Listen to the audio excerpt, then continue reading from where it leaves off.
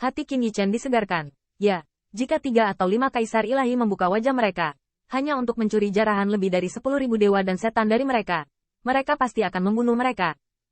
Langit berbintang yang luas. Saya tidak tahu bahwa banyak mayat terkubur. Ada lebih dari 10 mayat dewa-dewa setan, dan juga tidak menunjukkan gunung dan air. Untungnya, tidak mungkin terlalu keras di latar belakang. Respon dari 2 kaisar iblis, ditambah wajah Yin Hong, kaisar iblis, dan leluhur Silvermane, sudah cukup untuk membuat perjalanan Qin Yichen tidak mengejutkan. Risiko. Mengambang sepanjang jalan. Ketika bintang besar di depan Qin Yichen berangsur-angsur meluas, dia mendengar Yin Hong tersenyum dan berkata, "Aku akan segera ke sini." Dunia Surai Perak dapat dikatakan sebagai tempat berkumpul paling dalam dari klan iblis di dunia yang terdiri dari 100 partai ini. Swos.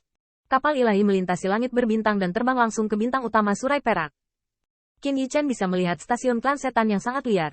Ada suku, ada rumah mewah, dan ada lebih banyak gua berkabut. Mata Yao Tian Tao berkedip-kedip. Tampaknya lingkungan di sini lebih menguntungkannya. Lagi pula, dia adalah klan setan, dan Qin Yichen tampak sangat tenang. Sebelum itu datang, saya melihat sekelompok tokoh menunggu lama, dipimpin oleh seorang pria lain yang melayani leluhur Surai Perak Baoyun pada waktu itu. Menurut Yin Hong, itu adalah adik laki-lakinya yang bernama Yin Xiang, yang juga seorang kaisar iblis. Kakak kedua, Qin Hu, Yao Hu. Saudara kedua Qin Yichen masih mengerti, ini untuk Yin Hong, tapi... Qin Hu, apakah itu memanggilnya? Yin Xiang baru saja meninju tinjunya, dan kemudian melihat sekelompok kaisar iblis dan raja iblis Kiki membungkuk, memberi hormat. Saya telah melihat Qin Hu. Saya telah melihat Yao Hu. Qin Yichen memperhatikan bahwa Yin Xiang harus memimpin nenek moyang leluhur Silvermane, dan yang kedua adalah keberadaan tingkat raja iblis. Tapi tatapannya pada saat ini penuh dengan kekaguman, dan bahkan sedikit menyenangkan. Selain Yin Xiang, hanya ada 5 kaisar iblis yang memberi hormat. Melihat keraguan Qin Yichen, Yin Xiang tersenyum.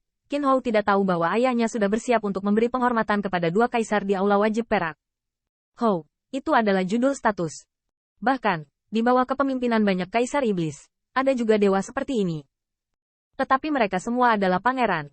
Pangeran yang dianugerahkan oleh kaisar, dan pangeran yang dianugerahkan oleh Surai Perak, tidak sama. Qin Hu tidak berpikir ayahnya terlalu ceroboh. Qin Yichen terpana. Dia tidak peduli tentang ini, dan berulang kali berkata, yang ada di sana, apa yang ada di sana.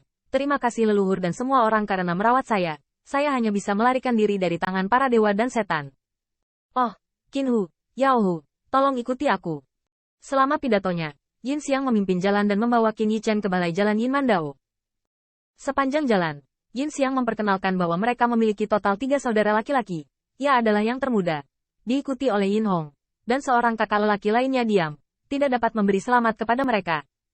Mata Qin Yichen menyala, artinya, ada 3 kaisar iblis di bawah leluhur Silvermane. Anda tahu, di dunia 100 partai yang diperintah oleh Seng Chang Tianjun, kaisar iblis yang mendominasi dunia di sisi terang, bahkan tidak bisa mencapai 10. Ada 3 leluhur Surai Perak, ditambah kekuatannya yang terpisah, layak untuk dianggap sebagai leluhur oleh setan yang tak terhitung jumlahnya. Selain 3 kaisar iblis, ada 15 kaisar iblis di bawah leluhur Surai Perak. Hanya 5 dari mereka yang bernama Hou. Artinya, 5 orang yang telah bertarung melawan Qin Yichen dan yang lainnya sebelumnya dan melakukan penghormatan biasa. Qin Yichen memahami dengan cermat, dan menemukan bahwa 5 kaisar iblis, yang paling lemah, semuanya ada di alam kaisar dewa. Dengan cara ini, begitu mereka tiba di sini, mereka dinobatkan oleh leluhur Surai Perak.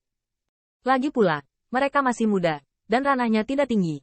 Feng Hou hanyalah permulaan. Kuil Tao Mane Perak baru saja tiba. Hal yang paling menarik bagi Qin Yichen adalah singa perak di luar kuil Tao.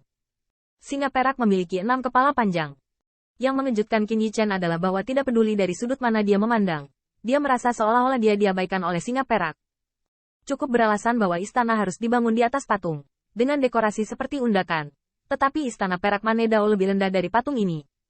Patung ini, bersama Dao Wei, mungkin adalah leluhur-leluhur Surai Perak. Qin Yichen bergumam dari lubuk hatinya, sepertinya leluhur Surai Perak berasal dari Dao Jun. Alasan mengapa dia merasa diabaikan adalah karena Dao Wei patung itu.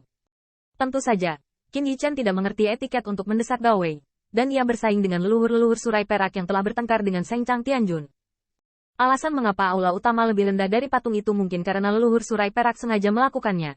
Karena ia tidak memasuki Tao dan tidak berani melangkahi leluhur. Terutama leluhur Surai Perak adalah singa, dan yang paling terhormat dan rendah hati. Hahaha, 2 Houye, tapi biarkan orang tua itu menunggu. Qin Yichan melihat sekeliling dan melihat dua sosok duduk di kuil Tao. Leluhur surai perak ada di sebelah kiri, dan di sebelah kanan adalah seorang wanita mengenakan jubah perak mewah, yang terlihat seperti 100, tetapi masih memiliki pesona. Ini harus menjadi istri leluhur Mane perak. Saya melihat Mi. Silver Mane bermartabat, dan rasanya sangat cocok untuk duduk bersama dengan klan iblis seperti leluhur Silver Mane. Sekilas, dia tersenyum, tetapi menunjukkan keagungannya. Qin Yichan tertegun, dan diam-diam mengatakan bahwa di dunia ini, selain leluhur surai perak, sebenarnya ada 4 kaisar iblis. Singa betina. King berbisik di dalam hatinya.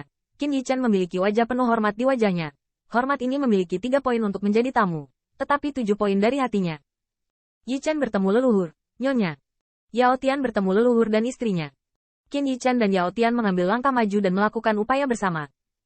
Leluhur Silver Mane bangkit dan berjalan turun secara pribadi, memberi mereka identitas simbolis, dengan jejak tanda dunia surai perak mereka. Dua teman kecil itu memiliki prospek yang tidak terbatas. Jika dia iblis selama 9 hari dalam sehari, dia juga ingat untuk menyegel seorang lelaki tua dan seorang ayah. Hahaha, nenek moyang itu benar-benar anak-anak. Qin Yichan mengambil Senyin dan mengangkat kepalanya untuk tertawa, sedangkan Mi Silver Mane menggantinya dengan jubah simbolis. Itu tidak buruk, penampilan perempuan Langcai. Aku berkata Xiao Tian, Tuan. Dia masih berbicara kepada saya dari waktu ke waktu, mengatakan bahwa kalian berdua sama baiknya dengan kehidupan. Bagaimana? Kapan kami akan membiarkan Anda minum anggur pernikahan Anda? Seorang kaisar setan tertawa dan berkata, saya pikir lebih baik memilih hari daripada memukul hari. Mari kita bahagia hari ini. Itu gua yang berisik. Meskipun klan iblis lemah dan acuh tak acuh di mata kekuatan lain, tetapi dianggap sebagai iblis sendiri, tetapi tampaknya heroik. Yao Tian bukan demam panggung. Tapi wajahnya yang tak ada taranya sedikit kemerahan dan melirik penonton. Tuan dan Manula bisa mendapatkan hadiah besar. Ngomong-ngomong, Yin Hong mendengar kata-katanya, tetapi melangkah maju sambil tertawa dan mengambil beberapa langkah. Aku sudah menyiapkannya untukmu. Tapi sayangnya kamu belum menyiapkan anggur pernikahan. Selama pidatonya, Yin Hong menjejalkan kedua cincin itu ke tangan Qin Yichan dan Yao Tian. Tertawa dan berkata, ya, ini adalah karya pengerjaan cerdik dari klan iblis.